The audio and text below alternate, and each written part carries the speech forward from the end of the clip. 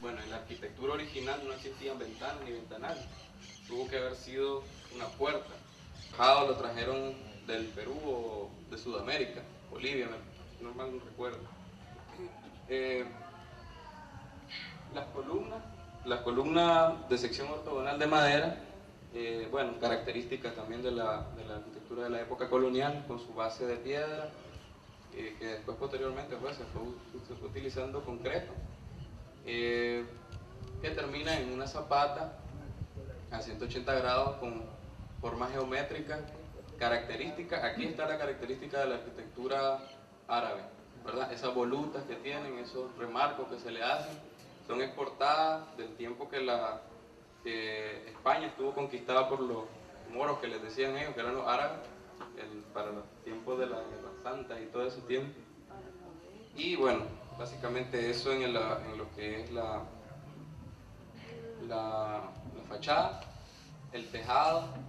Con ese tejado, la estructura del techo se llama de par y nudillo. Tiene varias pendientes, el tejado con teja de barro cocido, que tiene pendientes del 60 al 100%. 100% no es porque están inclinados, ¿verdad?, como un risco, sino 100% es a 45 grados, que es lo ideal para el entejado, para que no se le acumule humedad a la teja, para que no guarde humedad y se deteriore más rápidamente. En lo que caemos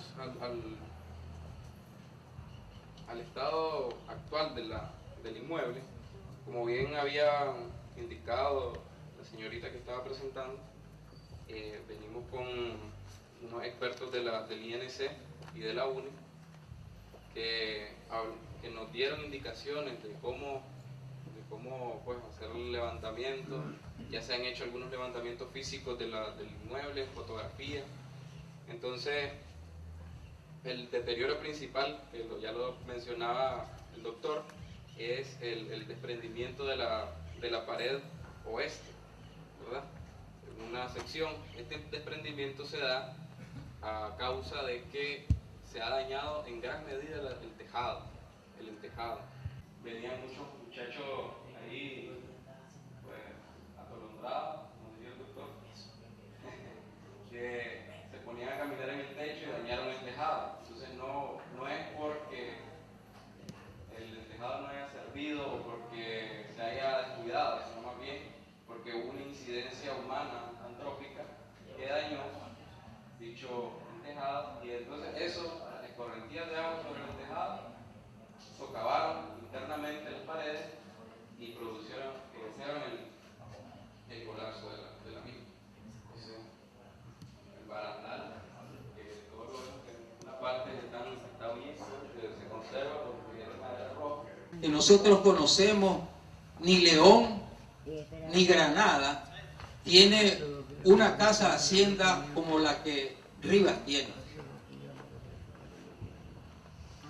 Lo que hacían los españoles, y orientados por Vitruvio, que era un arquitecto pagano, era de que llegaban, hacían la plaza, definían las calles, ponían al lado este el templo, al lado oeste el palacio de gobierno, al lado norte lo que es la gobernación, los militares, etc. Ese era el tipo de ciudades que construían los españoles. Y además decían de que la iglesia, el templo donde se adoraban a los dioses, porque estamos hablando del tiempo pagano, de Vitruvio, es que debería estar orientado de oeste a este. Es decir, cuando uno entra al templo, entra de frente al sol naciente. A los ídolos, al dios, a la estatua, le daba el sol en la espalda. Y así se construyeron todititas las iglesias católicas, a excepción de una, nuestra iglesia San Francisco. Y usted dice, ¿qué pasó? sencillamente porque no era una iglesia. Originariamente fue construida como un convento. También fueron las haciendas, contrario por ejemplo a las colonias, a la visión española, que primero se construía la calle empedrada y después se construían el barrio y después la ciudad. Aquí no, aquí fue primero la hacienda. Estaba al oeste la hacienda Guadalupe, al este la finca, la hacienda Mongalo, que queda o quedaba por allá por la farmacia Rivas, por lo que es la calle El Chorizo. Al lado norte la hacienda Guadalupe, que era la hacienda Santa Úrsula, que era toda esta parte norte de la ciudad, y la parte sur, que no había ninguna hacienda porque había accidentes, morros, lomas, como la loma Carazo, la loma Chamorro, y un accidente geográfico que era el Río de Oro, que impedían el desarrollo urbanístico de la ciudad. Entonces fueron las haciendas las que hicieron la ciudad. Vinieron los españoles criollos de Granada, vinieron a este lado aquí, al lado de la comunidad indígena de San Jorge, instalaron las haciendas y llamaron a los indios a que le construyeran, a que le sembraran el cacao. Porque no fueron los españoles los que trajeron el cacao aquí, fueron los indios de San Jorge los que conocían la edad de la planta, cuándo sembrarla, cuándo cortarla, cuándo abonarla, cuándo sanarla de las pestes. Entonces trajeron a los indios y empezaron a sembrar cacao en estas haciendas y se volvieron grandes exportadores. Los principales exportadores de cacao fueron los ribenses. Esa es la historia de esta ciudad y se la debemos principalmente a la Casa Hacienda Guadalupe, principalmente porque esta ciudad, me gustaría usar otra palabra pero no la encuentro, está echada hacia el oeste. Es decir, no tuvo su desarrollo hacia la Panamericana como la que vemos ahora, sino que está echada para acá, para el lado oeste. Aquí tenemos el Camino Real, que es el que viene del hospital, digamos, llegaba hasta aquí porque había un morro, el tolondrón, que impedía el avance. La calle Real, después la siguiente calle se le llamó la calle Nacional, que es la calle principal y que va a dar a la hacienda Guadalupe. Leo, en las haciendas de León y Granada, en tiempos de la colonia, decir hacienda era sinónimo de rural. En cambio, en la ciudad de Rivas, las haciendas fueron las que formaron la vida urbana. Las haciendas en tiempos de la colonia eran sinónimo de ganado, vacas, yeguas, puercos, cabras y ovejas que se comercializaban con Guatemala principalmente. Las haciendas se dedicaban también a las tareas agrícolas para el autoconsumo. En Rivas, las primeras haciendas en instalarse eran de cacao, del principal producto de exportación de la época. Existían haciendas ganaderas, pero más adelante del río Las Lajas hacia Aricoya.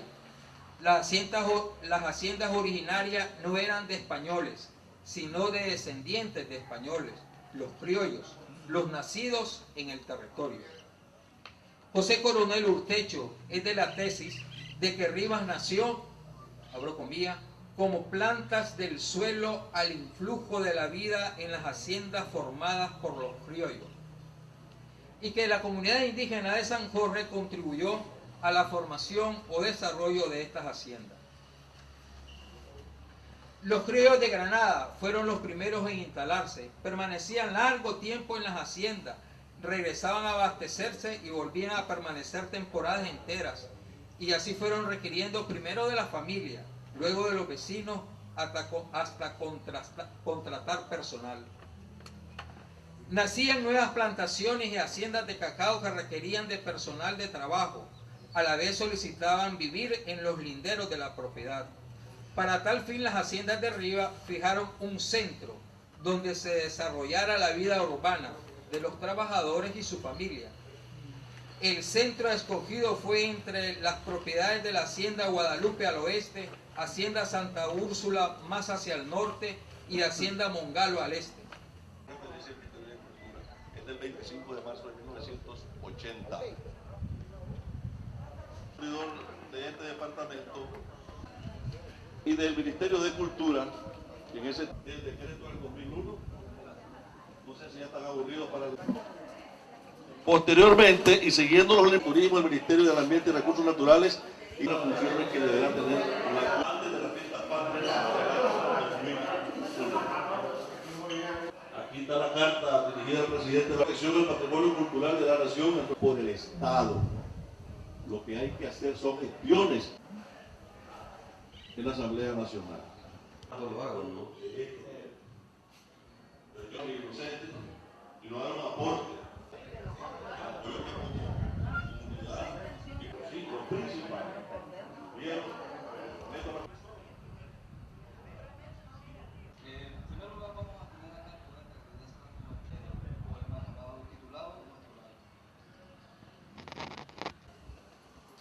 Resulta que nosotros en la alcaldía no podemos invertir un solo centavo si algo no tiene legalidad. ¿Qué quiero decir con esto? Recientemente concluyó una auditoría por parte de la Contraloría General de la República a todos los egresos del año 2013. Tienen que estar debidamente soportados. Si es una contratación, debe estar en un contrato administrativo. Si es una donación, debe estar en otro contrato. Si es una cooperación, como es en este caso, debe estar en un convenio. ¿Con quién vamos a firmar ese convenio? Con el dueño del inmueble. ¿Quién es el dueño del inmueble? El Instituto Nacional de Cultura. Es con ellos. Y hacia donde ellos fuimos, en conjunto, así lo expresaba el doctor Marenco. Resulta que el director nacional de patrimonio es el arquitecto Luis Morales Alonso. Fuimos a su despacho y no nos atendió. Puso al divulgador que nos atendiera. Después nos cruzamos a donde Vilma de la Rocha, que es la directora del Instituto de Cultura, y estaba también Alicia de la Rocha, que es su asistente, y nos dijeron en esa oportunidad que nos iban a proporcionar una donación que quería dar a Nicaragua una fundación que se llama Príncipe Claus. Nosotros le mandamos todo lo que nos pidieron, sin embargo no hemos oficializado este convenio con ellos. Creemos que tal vez es por problemas de tiempo de cada uno de estos funcionarios. Es probable que sus múltiples ocupaciones no les permitan reunirse con nosotros, pero quiero dejar claro que la alcaldía de Rivas ha estado en la disposición.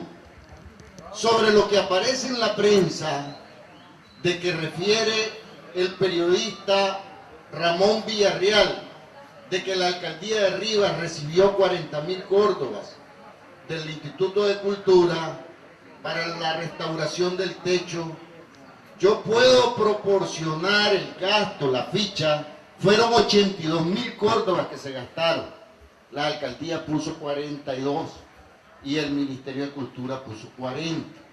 Entonces, nosotros siempre hemos estado en la disposición, incluso nosotros queríamos asumir de una vez la administración para poder pagar el CPF, la señora que limpia y el teléfono, la luz y el agua. Sin embargo, no logramos entrar en el convenio en el momento preciso, pero en los próximos días vamos a seguir conversando con ellos para tratar de establecer el convenio con toda la formalidad que corresponde. Que tomando muy en cuenta el carácter temporal que tendrá la sede de Inatec Rivas, carácter temporal, ¿verdad?, en la Hacienda Santa Úrsula, y la repercusión social del proyecto, se insta a los responsables del mismo a brindar apoyo al Museo de Antropología de Rivas, condicionando por ello esta dirección su autorización de intervención arquitectónica. Porque siempre estamos con